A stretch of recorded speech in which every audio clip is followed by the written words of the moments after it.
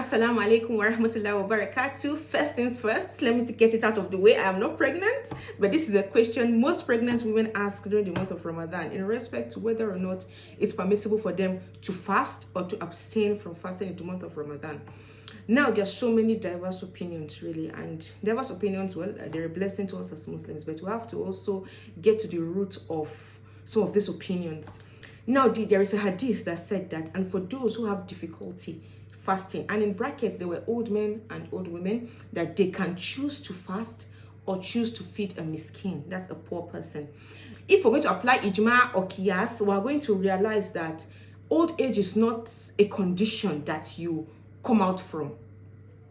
Old age is not a condition that you come out from, it's a perpetual condition. So those are people who are asked to either fast if they're able to or feed a miskin. Now, for pregnant women, there are some fatwas that say that pregnant women are in the category of sick people. Don't worry, I'm still going to come down to to the yes or the no of the question. But now, pregnant women are in the condition of sick people, and by Allah's mercy, sick people can get better. That's it. A pregnant woman can have a baby, and that means she's going to be strong subsequently or yes, after some time. So if she's weak now, she could be strong later and she could repay her fast later. Now that brings us back to the question of, okay, should a pregnant woman fast or should she feed a poor person? When I was at the stage where I was asking those questions still, unfortunately, I'll say unfortunately because I don't think I got the right response. I was told that I could I could feed a poor person because I was pregnant, then I was breastfeeding, then I was pregnant again, I was breastfeeding, and I had years of just feeding poor people. And I'm going to tell you that I have friends and also myself that had to spend months, weeks repaying as much as 180 fastings because we did not get the right information.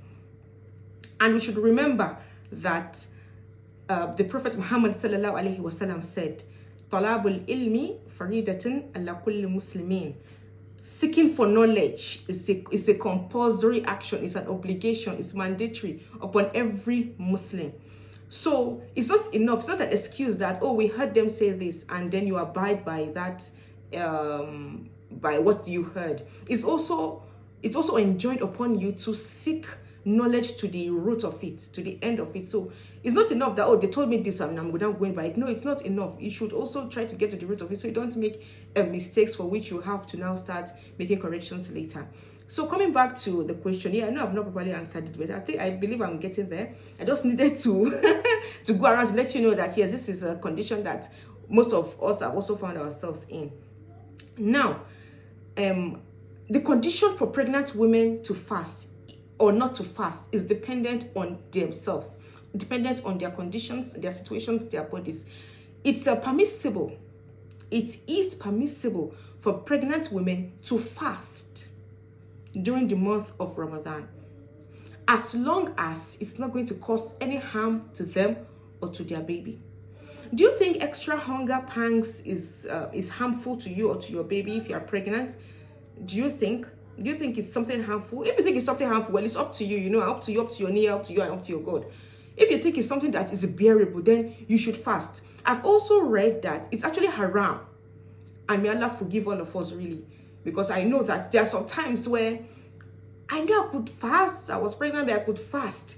But hear so many things about, if you're pregnant, no, you should not just harm the baby. It's not going to harm the baby. We'll barely eat when we're pregnant anyway. So, but that's by the way. So I read that it's actually haram not to fast when you are able to. You are pregnant, you are able to fast, you're strong enough to fast, and you just choose not to fast. It's actually haram. So for pregnant women, I think you should first ask your GPs, you should ask your doctors, to assess you to see if probably you don't have any condition that is going to prevent you from fasting or cause harm to you or your baby. And also know that even in the course of your fasting, something develops. You could break your fast. Allah is Rahim, Allah is very understanding. And you're not breaking your fast out of choice, out of free will. It's as a result of a condition. Remember, if you're fasting, you're sick, like you're sick, you're vomiting, you are weak, you need transfusions, and it's going to break your fast. It's not a problem. But you should know that as a sick person, and now pregnant women have been classified under sick people. As a sick person, when you break a fast or you're unable to fast as a result of your condition, then you are obligated to pay back those fasts, not pay any skin. Yeah, I'm sorry, I know that's not what you want to hear. But you don't pay any skin. You don't pay a poor person to fast for you. No, you don't do that. You could refrain from fasting, quite all right, but you have to repay those fastings when you get better. You're not going to be pregnant forever, will you? No, you won't. So when you get better, when you have your baby, after breastfeeding maybe, then you take your fast. I tell you, I have friends, I have sisters who fasted over 150 because when they were pregnant, they didn't know that they could actually fast. They heard that you could feed them skin, and they felt like this was a debt, this was a burden upon them, and they just had to repay the fast. May Allah accept it. And sincerely, at the end of the day,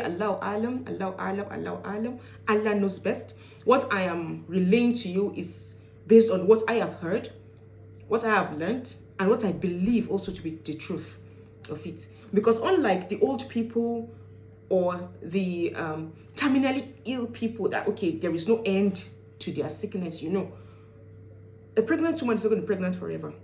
And she's going to have a baby and, be strong if Allah wills.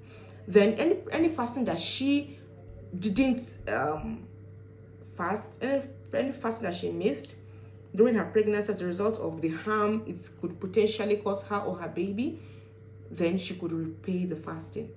Remember, choosing not to fast is dependent upon the harm fasting is going to cause you or your baby.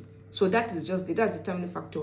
And another thing I should also warn is that don't put yourself in harm's way. Inna Dina Yisra. The religion of Islam is simple. Allah has given you options. I'm not saying now that you're pregnant, you must fast. No, you don't have to fast. You have to weigh your options. You have to consider yourself. You talk to your GP to determine if you are good enough to fast. You can just try, fast the first fasting and see how it goes. And also during your sahur, during your iftar, go for dense meals. Go for rich meals, nutrient-filled meals that will fill you up. And satisfy you very well. Do you know what? I think it's actually harder fasting while breastfeeding than it is fasting while pregnant, because breastfeeding saps you up. So Allah, if you have any question, if you have any divergent opinion, really, please, I'm open to learning. I'm open to learn. And as I said, Allah knows best. Allah knows best. I'm just relaying what I know to be true, what I believe, strongly in, and for what I have read, really. And also encouraging every one of us to seek knowledge. Just don't just look at what I have said now. Go into the books. You have them. Go into the books and read, digest, understand. Ask Allah to open your mind, to understanding whatever it is that in the books, and with the light of Allah, you'll be pointed in the right direction. Assalamu alaikum wa rahmatullahi wa barakatuh. Ma salam.